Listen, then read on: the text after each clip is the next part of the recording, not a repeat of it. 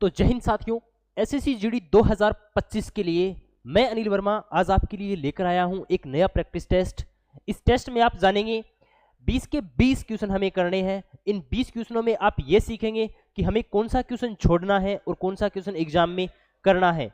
ठीक है, क्योंकि 20 में से 20 क्वेश्चन करना भी अपने आप में क्या है, एक कला है। तो वो देखने वाले हैं हम। ये सारे के सारे जो क्वेश्चन है वो प्रीवियस ईयर क्वेश्चन है, शिफ्ट वाइज हम सॉल्यूशन कर रहे हैं और शॉर्ट ट्रिक्स के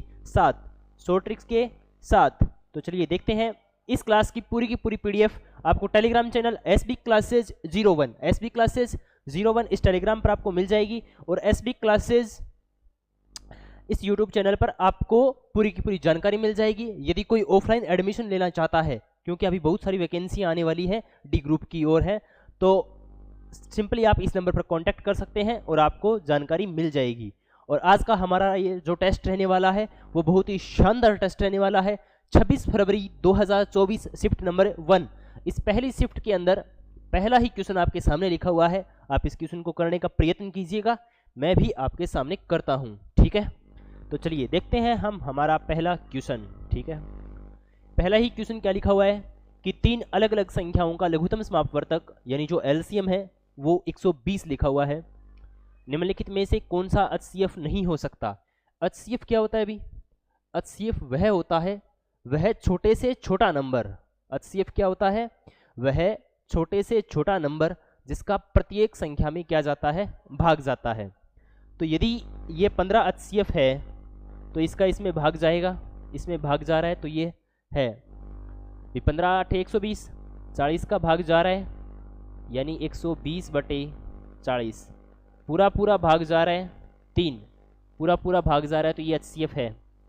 20 से देखो भाई, 120 में 20 का भाग देंगे तो 6 आएगा, पूरा भाग जा रहा है। लेकिन 120 के अंदर 16 का पूरा भाग है वो नहीं जा रहा, पूरा भाग नहीं जा रहा, इसलिए HCF कौन नहीं हो सकता? 16 है वो नहीं हो सकता। ठीक है, तो आई थिंक आपको इस तरीके से चेक करना है। बिल्कुल ही आसान सा सवाल। आगे देखिएगा क्वेश्चन नंबर 2। क्वेश्चन नंबर 2 लिखा हुआ है कि 15% और 10% की दो क्रमिक छूट के समतुल्य एकल छूट ज्ञात करनी है। यानी ये दो छूट है और इनके समतुल्य हमें एकल छूट ज्ञात करनी है। पहली है 15%, दूसरी है 10%। तो आप इस फॉर्मूले से भी ज्ञात कर सकते हो भी, x + y ± xy/100। अब छूट है, छूट को नेगेटिव में लेते हैं हमेशा, तो आप इनको नेगेटिव में ले लो भाई। माइनस के 15, माइनस के 10 और माइनस माइनस प्लस बन जाएंगे। 15 गुणा में 10 और भाग में कितना, 100। 15 और 10 कितने हो गए, माइनस के 25 और प्लस के 0 से 0 काटेंगे यानी 1.5। माइनस के 25 और प्लस के 1.5 यानी माइनस के 23.5, माइनस के 23.5। परसेंटेज है तो सभी के साथ परसेंटेज लगा दो। माइनस इस बात को दर्शा रहा है कि ये क्या है, लगातार छूट है। क्या है? छूट है। तो इसकी छूट कितनी आएगी, -23.5%। ऑप्शन नंबर कौन सा रहेगा? बी हमारा सही रहेगा। ठीक है, इसका और दूसरा तरीका भी है भी, ऐसा नहीं है कि इसका एक तरीका है, लेकिन आप जब 2 से ज़्यादा छूट दी जाए ना, तब वो तरीका इस्तेमाल करो रेशियो वाला। जब 2 छूट दी जाए तो आप यही फॉर्मूला इस्तेमाल करो। ठीक है, जब 2 छूट दी जाए तो यही वाला फॉर्मूला इस्तेमाल करो, बढ़िया है। ठीक है, नेक्स्ट है क्वेश्चन नंबर 3। क्वेश्चन नंबर 3 आपके सामने लिखा हुआ है कि एक वस्तु का अंकित मूल्य और विक्रय मूल्य, अंकित मूल्य का मतलब क्या होता है, MRP, और विक्रय मूल्य का मतलब क्या होता है, SP, यानी MRP।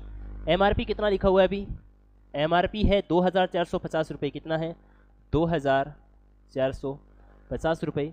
और 1960 रुपये क्या है, विक्रय मूल्य। विक्रय मूल्य का मतलब क्या है अभी, SP, और SP कितना है, 1960 रुपये। तो छूट का प्रतिशत क्या है, और छूट का प्रतिशत कैसे निकालते हैं अभी? छूट का प्रतिशत कैसे निकलता है, डिस्काउंट परसेंट। और डिस्काउंट परसेंट कैसे निकलता है, MRP माइनस SP/MRP। ठीक है, तो निकालो। MRP 2450 है और ये 1960 है, तो ये कितना बच जाएगा अभी, 490। कितने का डिफरेंस है, 490 रुपये का डिफरेंस है। 490 रुपये का डिफरेंस है। और ये जो छूट मिली है 490 रुपये की, वो किस पर मिली है, 2450 पर, 2450 रुपये। ठीक है, परसेंटेज निकालने के लिए कंपेयर करवाएंगे 100 से, 0 से 0 कैंसिल, 49 को काटेंगे भी 5 से, किससे 5 से, 49 एकम 49 और 49 पांजे 245, 5 से काटेंगे 100 को, कितना बन जाएगा 20%, कितना बन जाएगा 20%। कौन सा सही होगा? ऑप्शन नंबर ए हमारा बिल्कुल सही रहने वाला है, कितना 20%। ठीक है, आई थिंक यहाँ तक किसी को कोई डाउट नहीं होना चाहिए भी, बिल्कुल आसान सा सवाल था। और कितना आएगा इसका उत्तर? ऑप्शन नंबर ए सही होगा, 20%। नेक्स्ट है क्वेश्चन नंबर 4। यदि दो संख्याओं का महत्तम समापवर्तक, दो संख्याओं का महत्तम समापवर्तक 47 है और उनका योग कितना है 188 है, तो संख्याएं ज्ञात कीजिए। दो संख्याएं हैं, दो संख्याओं का महत्तम समापवर्तक कितना है 47 है, इसका मतलब वो 47 के क्या होंगे? मल्टीपल होंगे। क्या होंगे? 47 के मल्टीपल होंगे। और उनका योग 188 है, योग कितना है 188। अब देखो अभी पहले तो इनका योग देखो, दो संख्याएं हैं, दोनों संख्याओं का योग कितना होना चाहिए 188। 188 इनका तो हो नहीं सकता, तो ये कैंसिल। 7 और 1 8 ये हो रहा है, तो ये सही है। इनका नहीं हो सकता, इनको छोड़ दो। 7 और 1 8 और 5 और 4 9 ये नहीं हो सकता। ऑप्शन नंबर बी, मतलब दो संख्याओं का योग सिर्फ एक में दिखाई दे रहा है।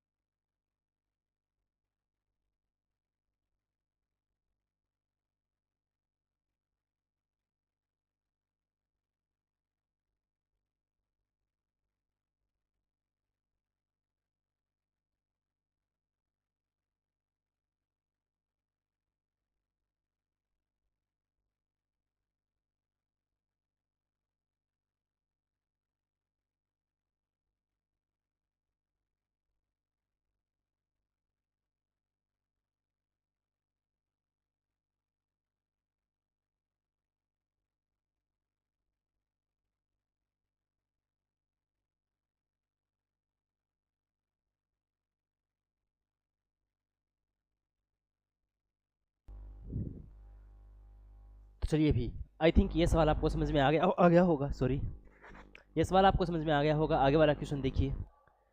नेक्स्ट आता है सवाल नंबर 6। नेक्स्ट आता है सवाल नंबर 6। सवाल नंबर 6 क्या लिखा हुआ है? एल की आई एम की आई से 30% अधिक है। एल की आई एम की आई से 30% अधिक है, तो 30% का मतलब कितना हो गया अभी? 30/100। कितना? 30/100। 30% का मतलब कितना?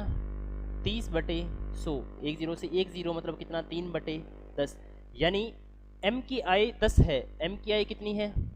10 है, तो एल की आई कितनी होगी भाई? 13 होगी। ठीक है, इसी तरीके से दूसरी लैंग्वेज में क्या लिखा हुआ है? और एम की आई एन की आई से 20% अधिक है। एम की आई एन की आई से 20% अधिक है। 20% का मतलब कितना होता है? 20/100। 20/100 यानी 1/5।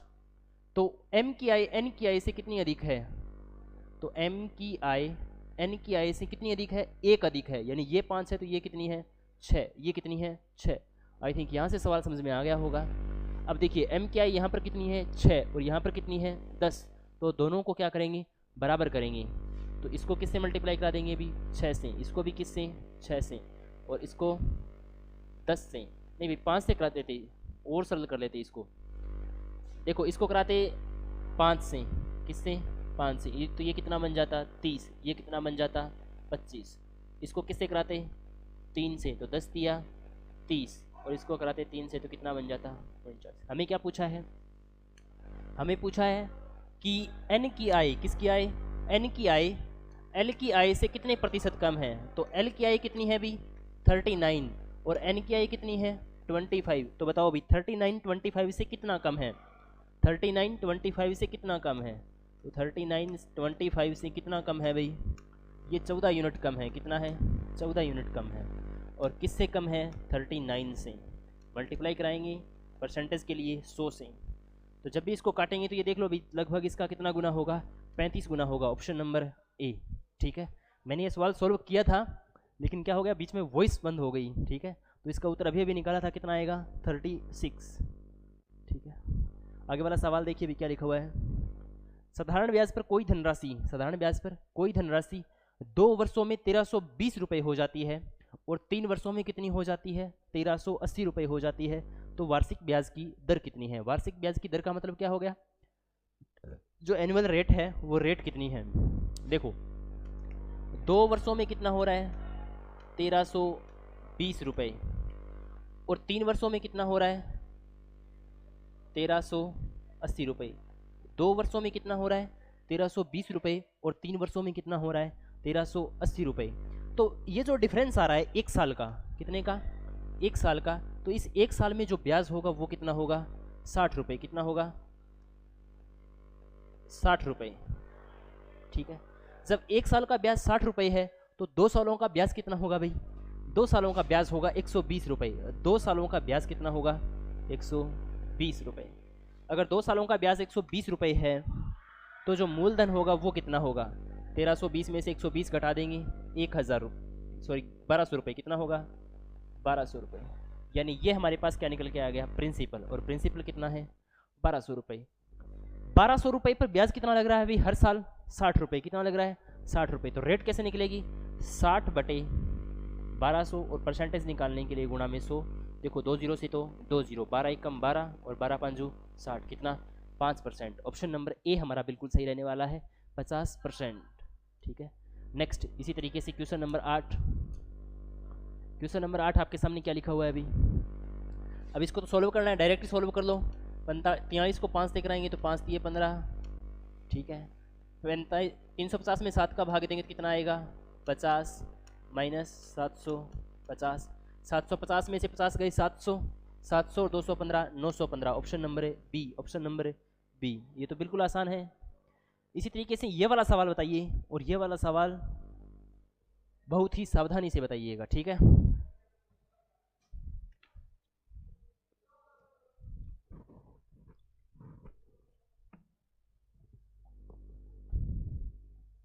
सवाल में लिखा हुआ है कि एक आदमी एक निश्चित दूरी का आधा भाग, मान लो ये दूरी है, ठीक है, इस पूरी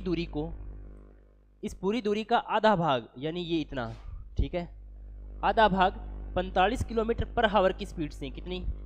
45 किलोमीटर पर हावर की, 45 किलोमीटर पर हावर की स्पीड से तय करता है, और शेष दूरी का 40% भाग, और शेष दूरी का कितना प्रतिशत भाग?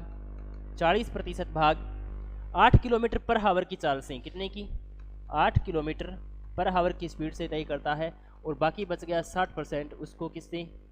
24 किलोमीटर पर हावर की स्पीड से है वो तय करता है। ठीक है, तो हमें क्या बताना है अभी? उनकी औसत चाल बतानी है। औसत चाल का फॉर्मूला क्या होता है अभी? औसत चाल का फॉर्मूला क्या होता है अभी? कुल दूरी, क्या? कुल दूरी बटे क्या होगा? कुल समय। अब हमारे पास नहीं तो कुल दूरी है और ना ही कुल समय है। ऐसे सवालों में आप जो पूरी दी गई टोटल दूरी है ना, उसको मान सकते हैं अपने हिसाब से। जैसे मान लिया आपने दूरी कितनी है, 100, 200, 500, 600, कितनी भी मान लो, लेकिन अपने हिसाब से इस तरीके से मानो कि उनका सभी में क्या चला जाए? भाग चला जाए। और भाग जाने के लिए हमें क्या चाहिए भी? इन सभी का एलसीएम। तो 45, 8 और 24, 45, 8 और 24। देखो 45 को लिखेंगे 3 गुणा में 5, 45। 24 को लिखेंगे 2 गुणा में 2, और 8 को लिखेंगे कितना? 2 गुणा में 2। इनका एलसीएम कितना आएगा भाई? देखो एक तो 5 है, 2 3 है और 3 ही 2, 5 तिया 15, 15 तिया 45, दूनी 90, दूनी 180, दूनी 360, यानी इनका एलसीएम कितना आ जाएगा 360। तो हम क्या मानेंगे, ये जो पूरी दूरी है ना, ये जो यहाँ पर पूरी दूरी आपको दिखाई दे रही है वो हम मानेंगे कितनी 360। आप इसका डबल भी मान सकते हैं, 36 दूनी 72 यानी 720 भी मान सकते हैं। आप मान 100 भी सकते हैं, 100 भी मानोगे ना तो थोड़ी कैलकुलेशन हार्ड हो जाएगी, मैं उससे बचना चाहता हूं। तो आप देखो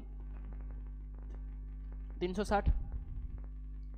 अब देखो हमें क्या निकालना है, टाइम, और टाइम क्या होता है डिस्टेंस ओवर स्पीड। डिस्टेंस कितनी है अभी, ये आधी दूरी है, आधी दूरी कितनी होगी 180।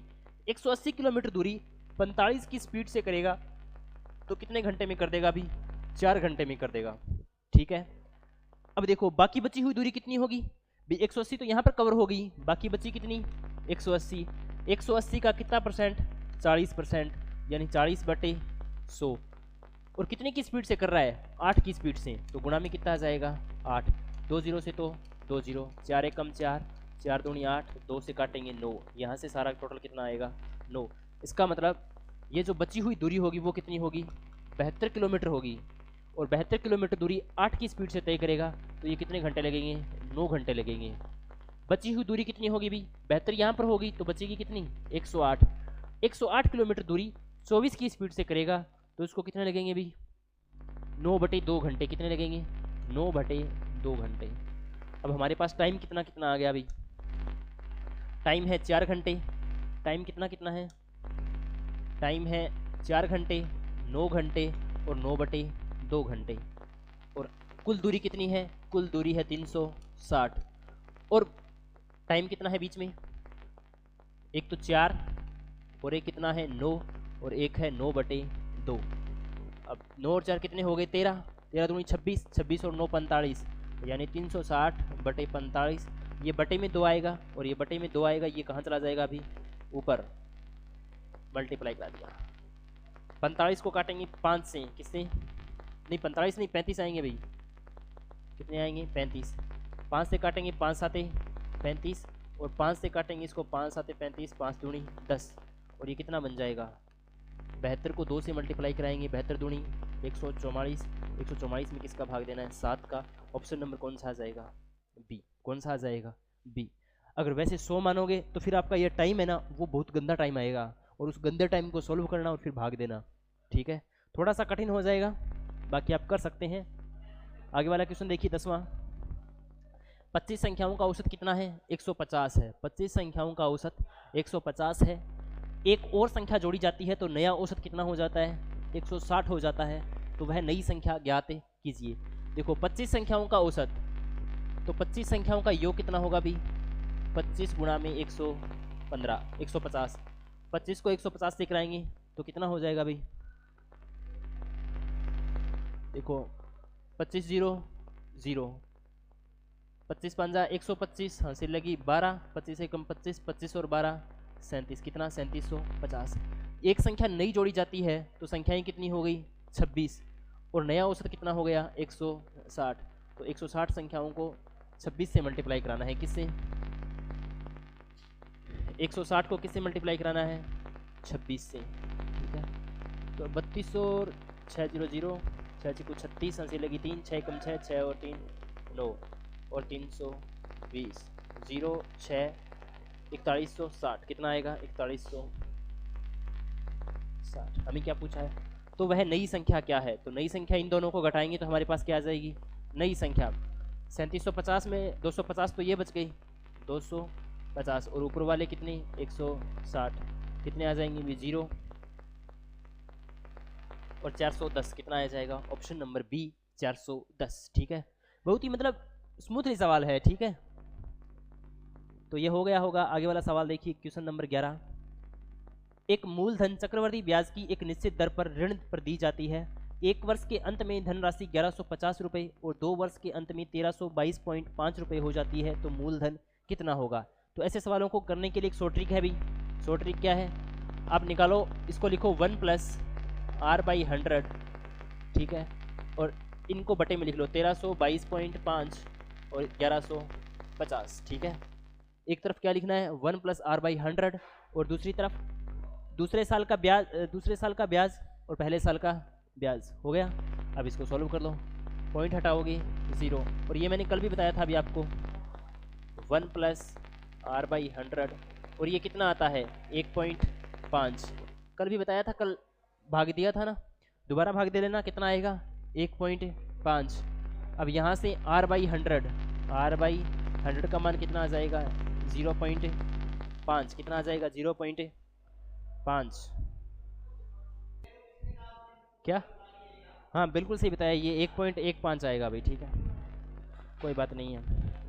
तो r का मान कितना आ जाएगा 15%, r का मान कितना आ जाएगा 15%, यानी हमारे पास रेट कितनी आ गई 15%। अब देखो हमारे पास फॉर्मूला क्या होता है अभी मिश्र धन का फॉर्मूला होता है P इंटू 1 प्लस r/100 की पावर t। अब बोल रहा है एक वर्ष के अंत में धनराशि कितनी है 1150, यानी अंत में धनराशि है, इसका मतलब ये ब्याज समेत है 1150 बराबर P इंटू 1 प्लस रेट कितनी है 15%, यानी 15/100। अब इसको सोल्व कर लें भी, ये कितना बन जाएगा 1150 गुणा में 100 और भाग में कितना 115 और बराबर में कितना 115 से 115 आउट, 100 को 0 से मल्टीप्लाई कराएंगे 1000 रुपये। ऑप्शन नंबर डी हमारा सही रहने वाला है। देखो ऐसा सवाल जब भी आपको दिख जाए ना तो आपको क्या करना है, स्किप करना है, क्योंकि ऐसे सवालों में ना तो फॉर्मूले याद रहते हैं ना ही ट्रिक याद रहती हैं, और जोड़ घटाव गुणा भाग करने में भी टाइम जाता है। तो ऐसे सवाल हमें छोड़ने हैं। ऐसे सवाल हमें कब करने हैं, सबसे लास्ट में करने हैं। कब करने हैं, सबसे लास्ट में करने हैं, ठीक है। आगे वाला सवाल देखिए, नेक्स्ट क्वेश्चन नंबर 12। 18, 24, 36 का एलसीएम कितना होगा। 18, 24 और 36 का एलसीएम कितना रहने वाला है भी, तो 18, 24, 36 का एलसीएम वही होगा, 18 का भी भाग जाए, 18 का भाग जा रहा है इसमें, 24 का भी भाग जा रहा है, 36 का भाग नहीं जा रहा तो ये नहीं होगा, इसमें 24 का भाग नहीं जा रहा तो ये नहीं होगा, 18 का भाग इसमें नहीं जा रहा तो ये नहीं होगा। Option number D. जो एलसीएम होता है उसमें सभी संख्याओं का क्या जाता है, भाग जाता है, और भाग जाना भी चाहिए, ठीक है। एलसीएम के अंदर सभी संख्याओं का भाग जाना चाहिए। अब भाग पता नहीं कौन रहा है अभी, ठीक है, भागना चाहिए लेकिन भाग कौन रहा है ये पता नहीं है। देखो यदि a1 a2 से 19 गुना अधिक है, a1 a2 से कितना गुना अधिक है 19 गुना अधिक है, यानी a1 यदि a2 1 है तो a1 कितना होगा 19 होगा। हमें बताना है कि a2 a1 से कितना कम है, तो बताओ अभी a2 है वो a1 से कितना कम है 18 कम है, और किससे कम है 19 से कम है। परसेंटेज निकालने के लिए गुणा में 100, परसेंटेज निकालने के लिए गुणा में 100। अब ये लगभग कितना हो जाएगा भाई, देखो 100 से तो ज़्यादा जाना नहीं, तो 100 से तो ज़्यादा ऐसे नहीं जाएगा, और ये इतना भी कम नहीं है कि 85% आ जाए। ऑप्शन नंबर कौन सा सही होगा, डी। भाग दे के चेक नहीं करना, थोड़ी खोपड़ी का यूज़ करो, ठीक है ना। भगवान ने दिया है ना, भेजा दिया है ना, तो उसका यूज़ करना है हमें। कितना 95%, ठीक है। इसी तरीके से नेक्स्ट क्वेश्चन नंबर 14 लिखा हुआ है, यदि किसी वस्तु का क्रय मूल्य उसके विक्रय मूल्य का 5/8 है, क्या क्रय मूल्य का मतलब सीपी, उसके एसपी का कितना है 5/8, तो सीपी बटे एसपी कितना आ जाएगा 5/8, यानी किसी वस्तु 5 रुपये में खरीदी गई तो बेची कितने में जाएगी 8 रुपये में। तो बताओ कितने रुपए का प्रॉफिट हो रहा है, 3 रुपये का प्रॉफिट हो रहा है, और 3 रुपये का प्रॉफिट हो किस पर रहा है 5 पर। परसेंटेज निकालने के लिए गुणा में 100, 3/5 कितना होता है अभी 75%, ठीक है। कितना 3/5 60% होता है, कितना होता है 60%। 5 से काटेंगे, 5 से कम 5, 20, 20 दिया 60। Option number D, option number D, ठीक है। आई थिंक आपको समझ में आ गया होगा भाई, बिल्कुल आसान सा प्रश्न था ये तो। नेक्स्ट आगे देखिए क्वेश्चन नंबर 14 तो हो गया है। आगे वाला क्वेश्चन नंबर 15 देखिए, सी अकेले एक काम को 50 दिनों में पूरा कर सकता है, और डी अकेले उसी काम को सी द्वारा लिए गए समय के आधे समय में पूरा कर सकता है। दोनों मिलकर कुल काम का 3/10 भाग, दोनों मिलाकर के कुल काम का 3/10 भाग है, वो कितने दिनों में पूरा कर सकते हैं। तो सी अकेले एक काम को 50 दिनों में पूरा कर सकता है। सी, थोड़ी सी मैं मार्कर को बड़ा कर लेता हूँ भाई।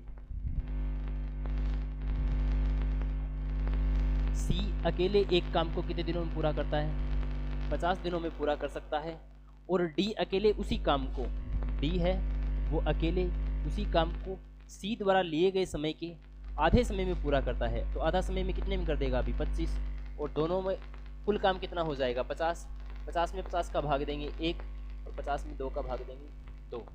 ठीक है, तो दोनों मिलकर के यानी सी की इफिशियंसी कितनी आ गई भी 1। सी एक दिन में कितना काम कर सकता है 1, और डी एक दिन में कितना काम कर सकता है 2। डी एक दिन में कितना काम कर सकता है 2। हमें क्या पूछा है, दोनों मिलकर के उस कुल काम का, दोनों मिलकर कुल काम का 3/10 भाग कितने दिनों में पूरा करेंगे। तो कुल काम कितना है भी 50, और 50 का कितना काम 3/10 भाग, तो 0 से 0 कैंसिल यानी 15।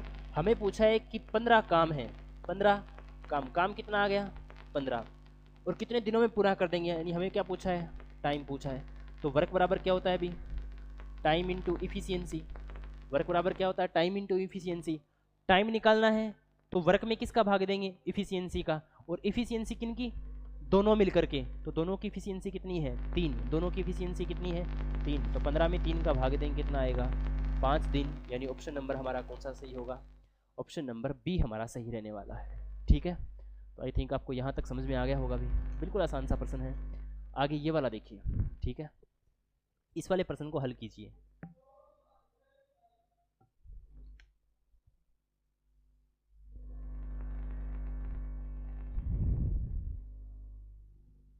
इस वाले क्वेश्चन में लिखा हुआ है कि एक व्यापारी अपने सामान का मूल्य क्रय मूल्य से 40%, क्रय मूल्य से कितना 40% अधिक अंकित करता है। तो 40% का मतलब कितना होता है भाई 40/100, 40/100 यानी 4/10 यानी 2/5, कितना 2/5, यानी यदि उसका क्रय मूल्य कितना है 5 रुपये, क्रय मूल्य कितना है 5 रुपये, तो वो MRP कितनी लगाएगा 7 रुपये। किसी वस्तु का क्रय मूल्य कितना है 5 रुपये, तो वो MRP कितनी लगाएगा 7 रुपये लगाएगा। क्रय मूल्य से 40% अधिक अंकित करता है, वह उस पर कुछ छूट देता है और 10% का लाभ अर्जित करता है। 10% का लाभ, 10% का लाभ यानी 10/100 यानी 1/10, और लाभ किस पर होता है अभी CP पर, यानी CP यदि 10 रुपये है तो SP कितना होगा 11 रुपये। CP यदि 10 रुपये है तो SP कितना होगा 11 रुपये। अब देखो यहाँ पर CP 10 रुपये है, यहाँ पर CP 5 रुपये है, तो इसको बराबर करेंगे 2 से मल्टीप्लाई करा देंगे, किससे 2 से, तो MRP कितनी हो गई 14 रुपये, और CP कितना हो गया अभी CP कितना हो गया हमारा CP हो गया 10 रुपये। ठीक है, MRP कितनी है 14 रुपये, CP कितनी है 10 रुपये, और SP कितना है 11 रुपये। तो छूट का प्रतिशत ज्ञात करो, किसका ज्ञात करना है छूट का प्रतिशत, और छूट हमेशा किस पर निकलती है MRP और CP पर। MRP कितनी है 14 रुपये, MRP कितनी है 14 रुपये, यानी 14 रुपये की वस्तु को कितने रुपए में बेच रहा है 11 रुपये में, तो कितने रुपए की छूट मिल रही है 3 रुपये की छूट मिल रही है, और 3 रुपये की छूट मिल किससे रही है 14 से, और परसेंटेज निकालने के लिए गुणा में 100, परसेंटेज निकालने के लिए गुणा में 100। 3/14, 1/14 कितना होता है अभी 1/7 कितना होता है 1/7 होता है 14.28, तो 1/14 कितना होगा 7.14, और 7.14 को 3 से कराएंगे तो 21.42। देखो मैं आपको बताता हूँ 1/14 कितना होता है 7.14%। हमें निकालना है 3/14, तो इसको भी 3 से मल्टीप्लाई और इसको भी 3 से मल्टीप्लाई, तो 7 दिया 21, 14 दिया 42%, 14 दिया 21, 42%। ऑप्शन नंबर कौन सा सही होगा C सही रहने वाला है। ठीक है, परसेंटेज आपको याद होनी चाहिए, जब परसेंटेज टॉपिक पढ़ा था तो परसेंटेज आपको याद भी करवाए थे। ठीक है, इसी तरीके से नेक्स्ट वाला क्वेश्चन देखिए, एक शंकु की ऊंचाई 24 सेंटीमीटर है, ये है शंकु। ठीक है, और इस शंकु की जो ऊंचाई है वो कितनी है 24 सेंटीमीटर है, और इसके आधार की त्रिज्या यानी ये जो रेडियस दी गई है वो कितनी है 10.5 सेंटीमीटर है। तो शंकु का आयतन, शंकु के आयतन का फॉर्मूला क्या होता है अभी 1/3 पाई r स्क्वायर h, 1/3 पाई की वैल्यू 22/7 r, रेडियस कितनी है अभी 10.5 गुणा में 10.5, और ऊंचाई कितनी है 24। ठीक है, अब देखो भाई 7 से काटने की इसको, पहले तो देखो इस वाले पॉइंट को हटाओ बटे में 10, इस वाले पॉइंट को हटाओ बटे में 10, अब काट दो 7 से, 7 एकम 7 और 7 पंजे 35, यानी ऊपर कितना आ गया 15। 3 से कट रहा है, 3 एकम 3, 3 पंजे 15। देखो 5, चलो इसको ऐसे लिख लो, 22 गुणा में 5 गुणा में 105 गुणा में 24 भाग में 10 गुणा में 10। ठीक है, 5 से काट दो अब इसको, 5 एकम 5, 5 दूनी 10, 2 एकम 2, यहाँ पर कितना बचेगा 11। ठीक है, और 5 से काटेंगे इसको तो 5 दूनी 10, और 5 से इसको काटेंगे तो 21, 2 से काटेंगे इसको तो ये कितना बन जाएगा 12। यानी हमारे पास ओवरऑल कितना आ गया 11 गुणा में 21 गुणा में 12, 11 गुणा में 21 गुणा में 12। अब देखो इन सभी के इकाई के अंक कितने हैं 2, 6, 8, 4। आपका इकाई का अंक कितना आ रहा है 2 एकम 2, 2 एकम 2, इकाई का अंक 2 ही आ रहा है, मतलब कौन सा ऑप्शन सही है, ऑप्शन नंबर ए। ऐसे सवाल हैं वो इकाई के अंक से हमें सॉल्व करने होते हैं। ठीक है, तो आई थिंक आपको ये भी समझ में आ गया होगा भी, बिल्कुल आसान सा सवाल था। और नेक्स्ट थर्ड लास्ट क्वेश्चन, 7400 को ए, बी और सी के बीच 9:12:16 में 16 के अनुपात में बांटा जाता है, तो बी का हिस्सा कितना होगा। देखो अभी टोटल 7400 रुपये हैं, ठीक है, और इनको विभाजित किया जाता है 9:12:16। तो 16 और 9 कितने हो गए भाई 25, 16 और 9 कितने हो गए 25, 25 और 12 37, मतलब हमारे अकॉर्डिंग कितना होना चाहिए 37 यूनिट। लेकिन ये 37 यूनिट नहीं है भाई, कितना है 7400 रुपये है, यानी 7400। तो एक यूनिट की वैल्यू कितनी आ जाएगी भाई 7400 भाग में कितना 37, तो एक यूनिट की वैल्यू कितनी आ जाएगी 37 दूनी 74, यानी एक यूनिट की वैल्यू कितनी आ जाएगी 200। एक यूनिट की वैल्यू कितनी आ जाएगी 200। हमें क्या पूछा है बी का हिस्सा पूछा है, तो बी कितने यूनिट है 12 यूनिट। एक यूनिट की वैल्यू कितनी है 200, तो 12 यूनिट की वैल्यू कितनी होगी भाई 2400। ऑप्शन नंबर ए हमारा बिल्कुल सही रहने वाला है। ठीक है, तो इसी तरीके से नेक्स्ट क्वेश्चन देखिए, क्वेश्चन नंबर 19।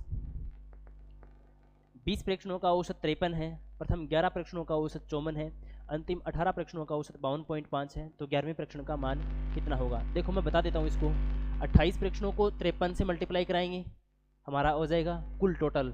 फिर 11 प्रेक्षणों का 54 है, तो 11 को 54 से कराएंगे, और 18 को किससे कराएंगे 52.5 से। देखो मैं करके बताता हूँ, यानी टोटल कितना हो गया 28 गुणा में 53, 28 को 53 से कराएंगे कितना आएगा भाई 28 5 से कितने होते हैं, देखो 28 को 50 से मल्टीप्लाई कराना है, तो 28 को 5 से कराएंगे तो 1400, और 1400 कितना आ जाएगा 84, कितना आ जाएगा 1484। 11 प्रेक्षणों का औसत कितना है 54, 11 प्रेक्षणों का 54 है, तो ये जाएगा 4, 5 और 4 9 और 5।